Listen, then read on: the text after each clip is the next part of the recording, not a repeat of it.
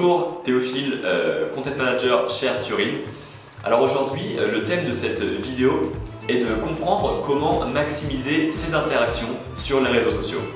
Allez, c'est parti. Si vous regardez cette vidéo, c'est que vous n'êtes pas insensible au digital. Et donc, cela veut dire que vous êtes au fait de ce qui se passe sur votre marché. Et finalement, c'est très positif. Avoir cette démarche, votre démarche, est la clé d'une réussite business future. Mais avoir une stratégie digitale représente de nombreux challenges. Le plus important de tous, c'est le taux de reach. Il est tout simplement au cœur de toutes les stratégies marketing digitales qui fonctionnent et qui sont efficaces aujourd'hui. Alors, le reach, qu'est-ce que c'est? Le reach, c'est l'engagement que va provoquer une publication que vous allez donc poster sur les réseaux sociaux. Quand je parle d'engagement, je parle de toutes les interactions, c'est-à-dire des likes, des commentaires, des partages, des retweets, etc. Donc comprenez bien que plus vous avez d'interactions, plus votre post sera mis en avant sur les fils d'actualité, plus cela va nourrir l'algorithme, plus vous aurez une plus grande visibilité et plus votre communauté et votre nombre d'abonnés va augmenter. Alors la grande question, c'est de comment maximiser ces interactions justement pour avoir un meilleur taux de reach. Alors il n'y a pas de miracle, mais il y a quelques bonnes pratiques à mettre en œuvre pour justement maximiser ces interactions. Dans un premier temps, soyez vigilant à la forme que va prendre votre publication. Si vous partagez un contenu mettant en avant de l'humain, ça va générer automatiquement plus d'interactions. C'est-à-dire que si vous partagez un article avec un visuel où on voit les personnes se serrer la main, sourire, ce sera finalement plus efficace. Alors vous vous demandez sûrement pourquoi cela provoque plus d'engagement et plus d'interaction.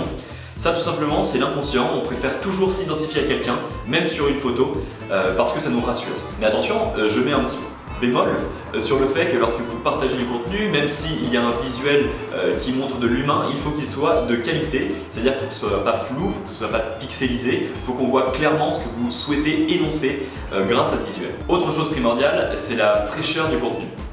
Évidemment, plus votre contenu sera d'actualité, plus il sera mis en avant sur les fils d'actualité des réseaux sociaux. Donc naturellement, être mieux référencé sur les réseaux sociaux va automatiquement engendrer plus d'engagement vis-à-vis de vos publications. N'oubliez pas, votre but premier grâce aux réseaux sociaux, c'est d'apprendre quelque chose à votre cible, d'apprendre quelque chose en lien avec votre secteur d'activité. Et donc, quoi de mieux que l'actualité pour apprendre de nouvelles choses. Autre conseil qui peut sembler un petit peu anecdotique chez certains, ce sont l'utilisation des hashtags. Alors les hashtags sont vraiment démocratisés sur deux réseaux sociaux qui sont Twitter et Instagram. Mais aujourd'hui, LinkedIn et Facebook commencent à en comprendre les enjeux. C'est pourquoi utiliser des hashtags va démultiplier votre visibilité. Parce que lorsque vous mettez un hashtag, vous mentionnez dans une publication un hashtag, il va faire référence tout simplement à un groupe de personnes ou à une situation. Et un utilisateur lambda qui a déjà consommé du contenu avec ces mêmes hashtags aura potentiellement la possibilité de voir votre contenu sur son fil d'actualité. Et ça peut être une personne que vous ne connaissez pas du tout, avec lesquelles vous n'avez aucun lien. Et le dernier conseil, qui n'est pas des moindres, ça va être d'utiliser les algorithmes des réseaux sociaux comme alliés. Alors attention, les algorithmes, personne, mis à part quelques privilégiés, ne savent comment ils fonctionnent. Mais aujourd'hui, grâce à plusieurs acteurs du marketing digital, on connaît véritablement certains indicateurs qui vont permettre de nourrir ces algorithmes. L'indicateur phare est le taux de reach. Donc on en revient toujours.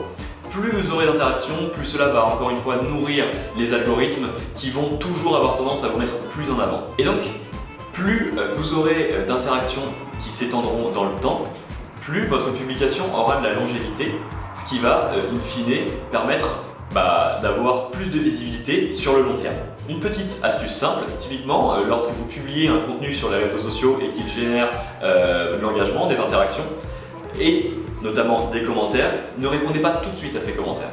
Répondez-y 2-3 jours après.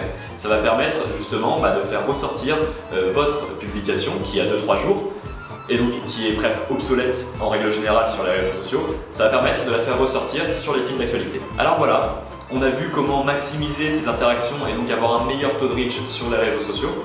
Évidemment, il reste encore plein d'autres astuces pour améliorer cet impact, mais je vous invite dans un premier temps d'abord à lire un petit peu l'article pour avoir plus de détails, et si jamais vous voulez d'autres astuces, n'hésitez pas à me contacter sur ma ligne directe ou m'envoyer un mail. Voilà, très bonne journée, au revoir.